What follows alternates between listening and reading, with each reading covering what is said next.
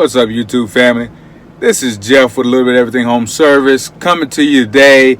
I figured I'd have you tag along with me. I'm on my commercial job today, and what I am doing is I am changing out a drive. Earlier in another video, I showed you how to diagnose bad drive, bad compressor, the bad drive, and how to diagnose it and what I found and all this stuff on a service call. So now I'm back to this location and I am about to change that drive out, so I figured, hey, I have you tag along, check it out, get a little bit of experience of out here in the commercial HVAC world, some of the things we have to do. So come on and tag along with me. All right, so I am at the location. Here is the new drive that I'm going to be putting in, new frequency drive. So let's turn this unit off.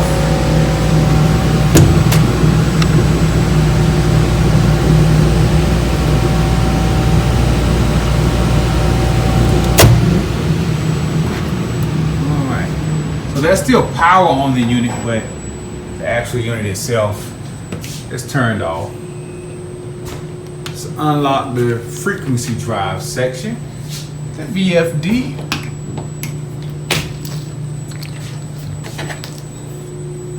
All right, and just like I said in a previous video, guys, I found this. See the wires there, burn up drive, all burn up. You can see the other video to see all that. But I'm gonna be replacing this one right here, taking it out and putting it in with that new one. So what I'm going to have to do is I'm gonna have to disconnect all the wires, and these wires here that's burnt, I'm gonna have to cut them back and see if it'll reach. Yeah, I got enough slack, so I'm gonna cut all these wires back to where they're a good wire, and instead of having to replace the whole thing, I don't think it's necessary to replace the whole thing because the wire's not burnt all the way down. It's just burnt right here at this tip right here. So I cut it down about right here. And cut all of them the same length and take off this old drive and put in the new one. Okay, since I am going to, that's burned up anyway. So I don't have to loosen that. Since I'm gonna cut them, I can just go ahead and cut them now. I don't have to go through the trouble of trying to loosen them up and all that stuff. Once I get it out, I'm gonna turn the unit back on so it can still have cooling on this floor. That's to not take up too much time. And I always like to take pictures so I can remember exactly how everything was. Because in the midst of working, you're not gonna always remember, and I don't want to have to pull out the schematic to get everything back.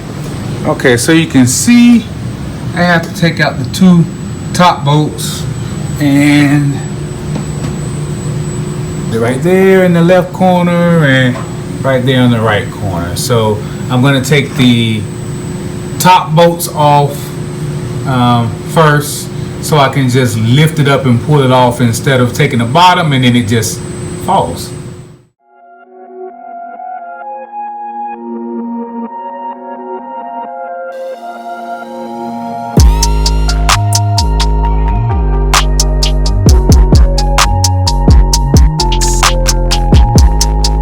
I want to cut the insulation without cutting the wire.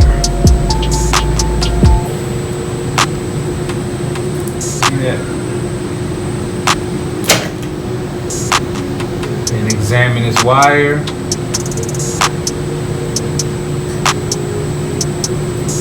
Okay, yep, wire is good. And I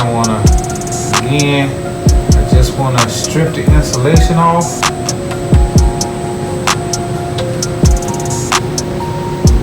Without cutting the wire. Since this insulation is pretty thick, it won't fit in between any of these holes on either one of my strippers.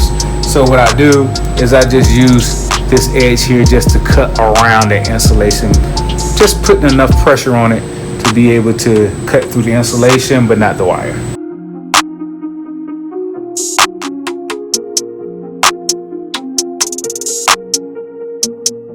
And I didn't bring my puncture proof gloves on. know you guys dealing with knives and stuff. This glove's gonna do nothing for me, but if I accidentally slip a little bit, it'll help a little bit because I have cut myself pretty deep with this knife before. So always be careful. I probably don't have to tell you that, but I'm gonna tell you anyway.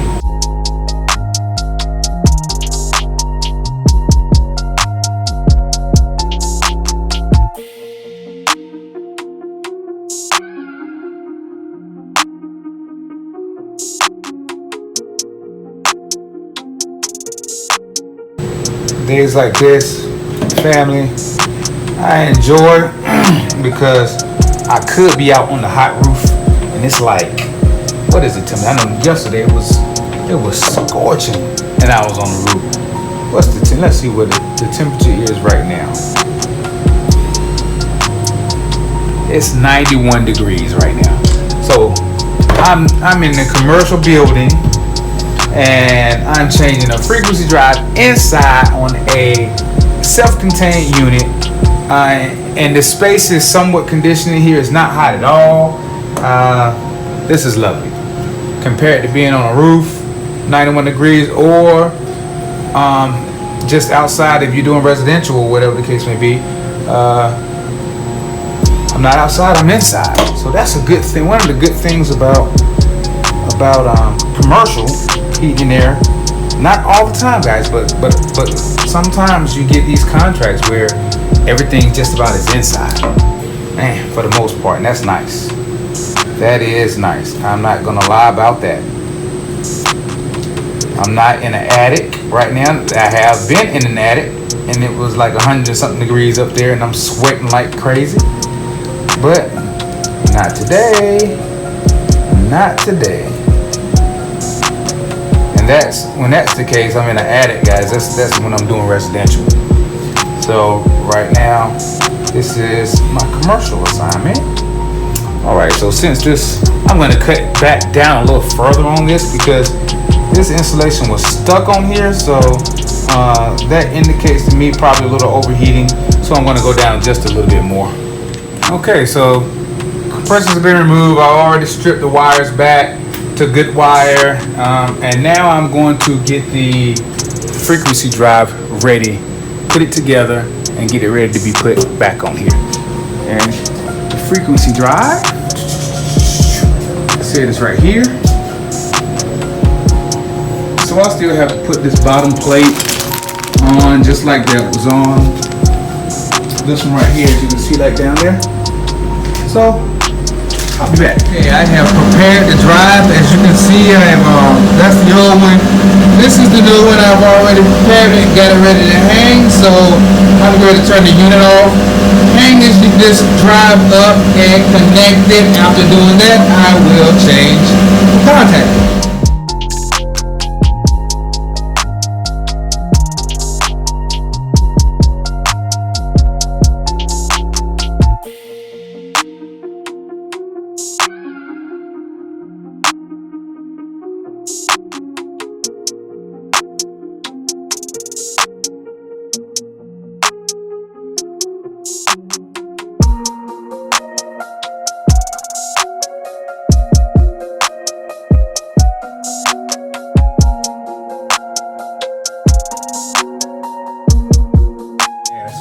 Alright, so I was able to leave the power on. As you can see, the indicator light flashing there while I changed out the drive because the drive's not connected to the contactor and the contactor is turned off.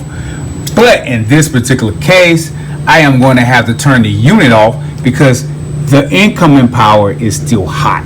So this is 460 volts, I believe. That's, yep, 460 volts. So there's no way I'm gonna go stick in my hand where it's hot right there. I do want to go home today.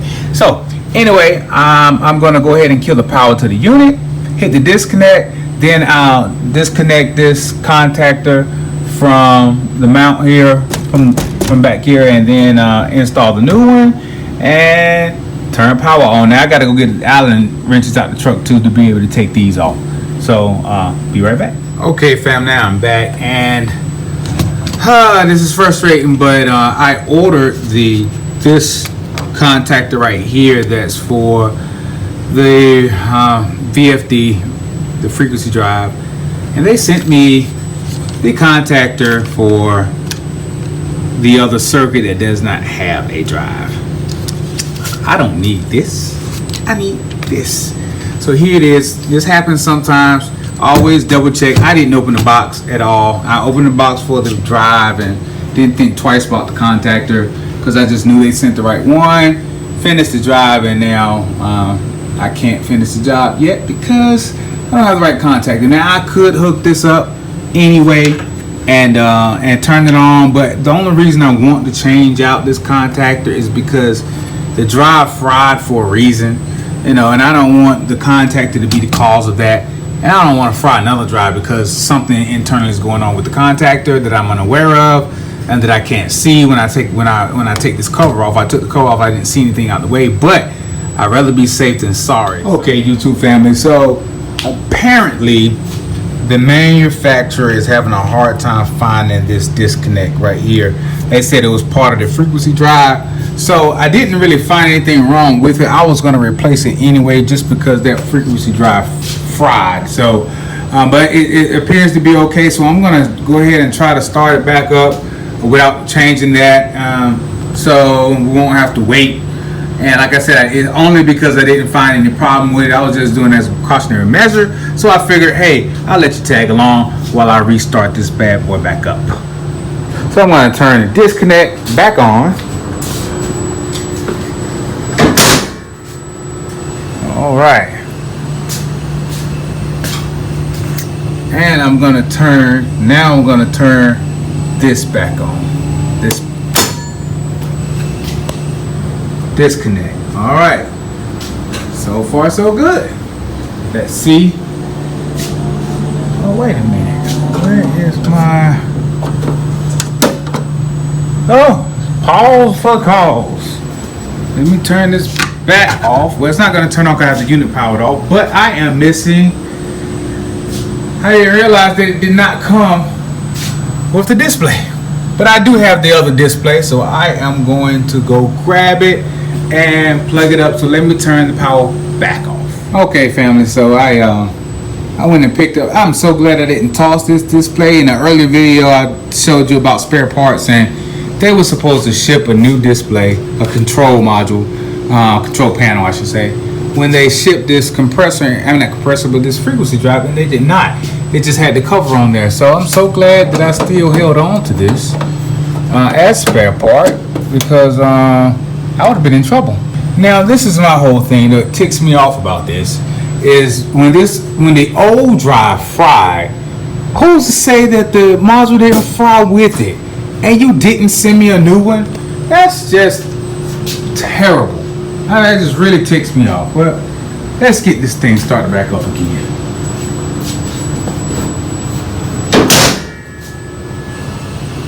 Alright, as you can see, we got power. Alright, power's on both drives. That's a good sign. But it's in alarm. Alright. So what is the alarm saying? Safe stop 68. I got to look that up, guys, and see what safe stop 68 means. So that's a good thing about having the manual. So I'm gonna have to look through the manual and see what that particular code means, and get back to it. All right, family, time for me to get back to work. I'll give you an update. Okay, family. So lesson learned. I went through all this troubleshooting on this unit to find out why that drive was going into alarm after I changed it out. Well, it was going into alarm because it needed to be programmed. It didn't come programmed already, nor did it come with any instructions saying that it needed to be or anything. I had to get in contact with the company and with the controls department and get them to walk me through the error. Well, I told them about the error code and changed it out, and it was like, oh, okay, I got to walk you through programming, and it was a long 20-minute process of so much. But anyway, lesson learned on that. So, but it's back up and running. I just wanted to kind of show the video. You can hear it You hear the compressor wound up in there. We have both compressors running, as you see, LR1 and LR2. Soon the other two will come on as well, because if you look at the display right now, the supply temp is 78 and it's still dropping, and it's going to take a minute to drop, but it's going to get down to at least 60, I think, is what the controls have set for it. Anyway, family, so it's great that the answer shut off. There was nothing wrong with that disconnect right there, like I thought, and everything's back up and running, so I can actually close this ticket out. Yes. All right, family. Anyway, I want to thank you for taking time to check out the video, hanging out with me. I'll talk to you later. Have a blessed day.